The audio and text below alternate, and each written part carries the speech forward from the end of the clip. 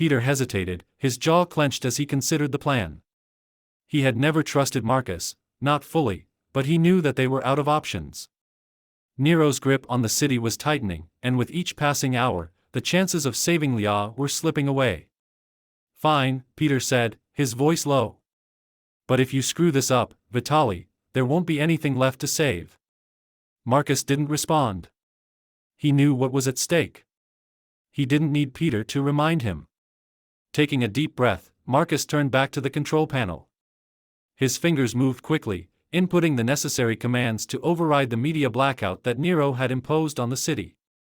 For so long, Nero had controlled the flow of information, using Marcus's own network to spread propaganda and lies. But now, Marcus was going to turn that same network against him. The screen in front of him flickered to life, and Marcus's face appeared on every major channel in Rome, broadcasted to millions of viewers, both inside the city and beyond its borders. "This is Marcus Vitaly," he began, his voice calm but filled with a steely resolve. "For years, I have been complicit in the lies that Nero Ferraro has fed to the people of Rome. I have helped him maintain his power, using my media empire to shape the narrative, to suppress the truth. But no longer." He paused, his eyes locking onto the camera lens, as if he were staring into the soul of the city itself. "Nero Ferraro is a tyrant. He has orchestrated the deaths of countless innocent people, all to maintain his stranglehold on this city. He has silenced opposition, imprisoned those who dared to speak out, and now, he plans to execute Lya Gregorio, one of the leaders of the resistance."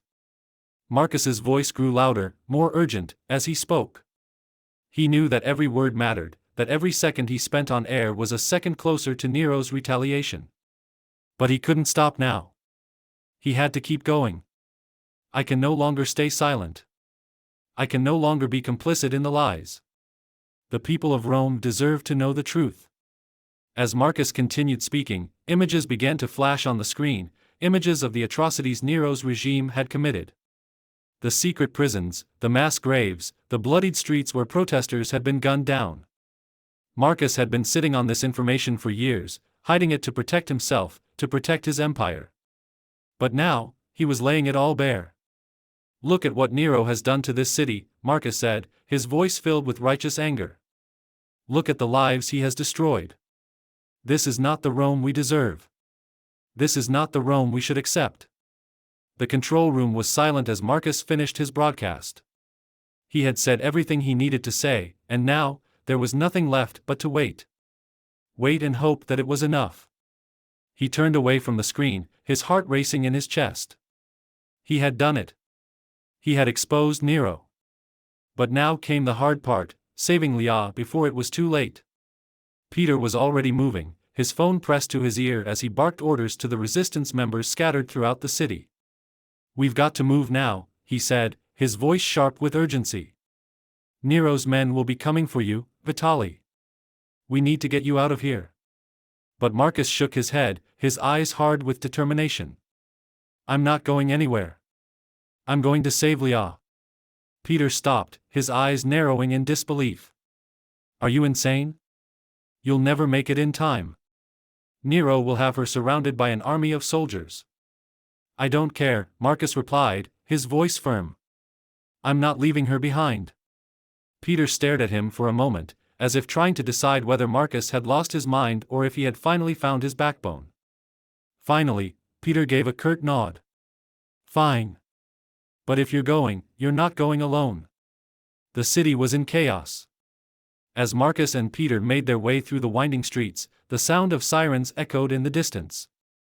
Nero's forces were on the move, sweeping through the city in search of anyone who had seen the broadcast. But something had shifted in the air, a sense of defiance, of rebellion. The people had seen the truth, and now, they were beginning to rise. Marcus could feel the tension in the air, the electricity of revolution crackling around him. But all that mattered was Lya. He had to get to her before it was too late. They reached the outskirts of the city, where Nero had set up his command center in an old government building. The place was heavily fortified, soldiers patrolling the perimeter, their guns at the ready. Marcus and Peter crouched behind a row of cars, their breaths shallow as they surveyed the scene. "There's no way we're getting in through the front," Peter muttered, his eyes scanning the building. We need to find another way. Marcus nodded, his heart pounding in his chest. His mind raced with possibilities, each one more dangerous than the last. But before he could say anything, Peter's phone buzzed with a message. "They're moving her," Peter said, his voice tight. "They're taking Leah to the execution site. We don't have much time." Marcus's blood ran cold.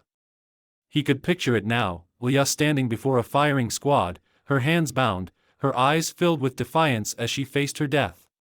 Nero wanted to make a statement, to show the world that even after Marcus's broadcast, he was still in control. But Marcus wasn't going to let that happen. "We have to stop them," Marcus said, his voice filled with determination. "We have to stop them now." Peter nodded, his expression grim. "There's a back entrance. It's risky, but it's our only shot." Without another word, they moved, slipping through the shadows as they made their way toward the building. The tension in the air was palpable, every sound amplified by the pounding of Marcus's heart. He knew that one wrong move could cost them everything. But he had no choice. He had to save her. The execution site was eerily quiet, a stark contrast to the chaos of the city. Nero's men had set up a makeshift platform, a stage for Leah's death, surrounded by soldiers with rifles trained on her. She stood in the center, her hands bound behind her back, her face bruised and bloodied from the interrogation. But despite everything, she stood tall, her eyes filled with defiance. Marcus watched from the shadows, his heart hammering in his chest. This was it. The moment that would decide everything. "Nero's not here," Peter whispered, his voice barely audible. "He sent his men to do the dirty work." Marcus's jaw clenched in fury. Nero wasn't even here to watch his own execution. He was probably hiding in his bunker, watching from the safety of a screen. But Marcus wasn't hiding anymore. With a deep breath, Marcus stepped out of the shadows, his voice ringing out through the silence. "Stop!" The soldiers turned, their rifles raised, but Marcus didn't back down. He stepped forward, his eyes locked on Leah, his heart pounding in his chest. "You're not killing her," Marcus said, his voice filled with a steely resolve. "Not today." In that moment, everything changed. The price of power no longer mattered. Marcus had chosen his side, and now, he was ready to pay the price. For Leah. For the future of Rome. For redemption. Marcus Vitali sat alone in the dimly lit office of the safe house, his hands still trembling from the events that had unfolded hours earlier. The desk before him was cluttered with papers, maps, and surveillance photos of Nero's crumbling empire. The broadcast he had delivered, exposing Nero Ferraro's atrocities, had set off a chain reaction that Marcus could never have predicted. The city of Rome, once tightly controlled by Nero's iron fist, was now unraveling. But it hadn't come without a cost. Leah had been saved, but the price of that rescue weighed heavily on Marcus. The sight of her, bruised and bloodied, standing before the execution squad was seared into his memory. He had arrived just in time, just before the soldiers could fire the fatal shots. But the look in her eyes, the mixture of defiance and fear, haunted him. The guilt of not being there sooner, of not being able to prevent her suffering, was a heavy burden on his shoulders. He wasn't sure if she would ever forgive him for how close it had come. The door to the office creaked open, and Peter Sarto entered, his expression grim. He had been a constant presence since Marcus's broadcast, organizing the resistance and making sure Nero's forces were on the run. But Marcus could see the toll it was taking on him, the exhaustion that clung to every movement. "You're a hero now," Peter said, his voice flat, as he dropped a stack of papers on the desk before Marcus. "The people are rising. Nero's soldiers are defecting, and the streets are filled with protesters. You did it." Marcus looked down at the papers without responding. The reports were filled with details of Nero's regime crumbling, military commanders abandoning their posts, government officials fleeing the country, and citizens organizing resistance cells across the city. It was everything they had hoped for, everything they had fought for. And yet, Marcus felt none of the triumph he had expected. Instead, he was consumed by a whirlwind of emotions: guilt, fear, and a deep sense of responsibility. All he could think about was Leah, and the pain he had caused her. "Where is she?" Marcus asked quietly, his voice barely audible. Peter hesitated, his brow furrowing in concern. She's resting. She needs time. Time. That was what everyone kept telling him. Leah needed time to recover, to heal. But Marcus knew that what had happened to her went far more profound than just physical wounds. She had been tortured, beaten, and brought to the brink of death, and for what? Because she had dared to stand up to Nero.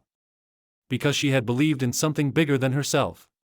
And Marcus had been powerless to stop it. Has she said anything? Marcus asked, his voice hollow. Peter shook his head. Not much. She's still in shock, I think. But she'll be all right. She's stronger than any of us.